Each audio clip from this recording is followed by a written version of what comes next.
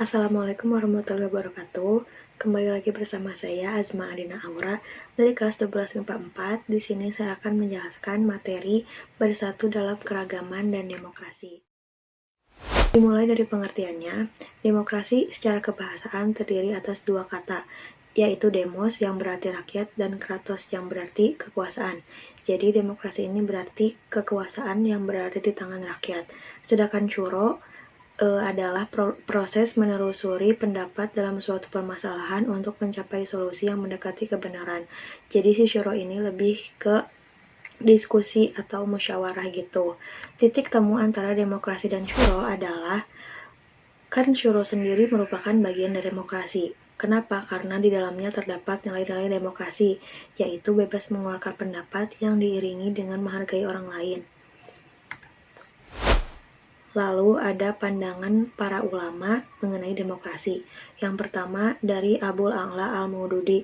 Dia benar-benar menolak secara mutlak bahwa demokrasi itu nggak ada sangkut pautnya sama Islam dan sangat bertentangan dengan Islam.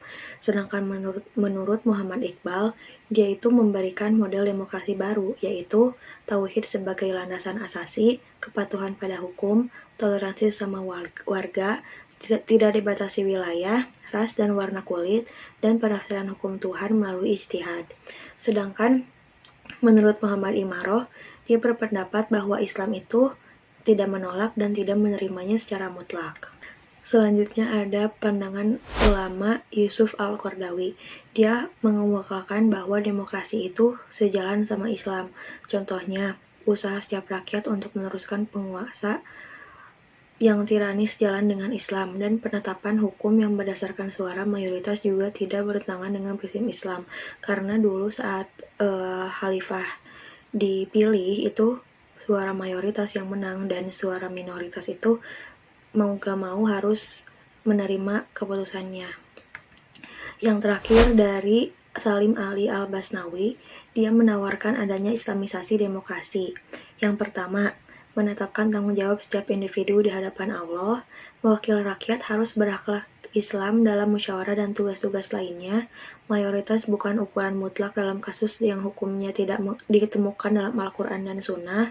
Komitmen terhadap Islam terkait dengan persyaratan jabatan, sehingga hanya yang bermoral yang duduk di parlemen.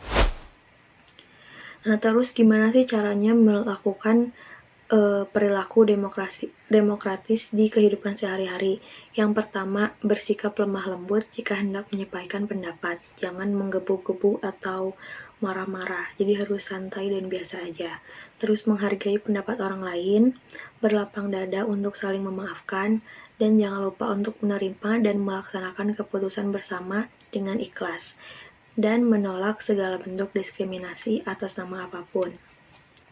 Nggak lupa juga di sini ada dalil dari Quran Surat Ali Imran yang artinya maka disebabkan rahmat dari Allah Subhanahu wa Ta'ala lah kamu berlaku lemah lembut terhadap mereka. Sekiranya kamu bersikap keras lagi berhati kasar, tentulah mereka menjauhkan diri dari sekelilingmu.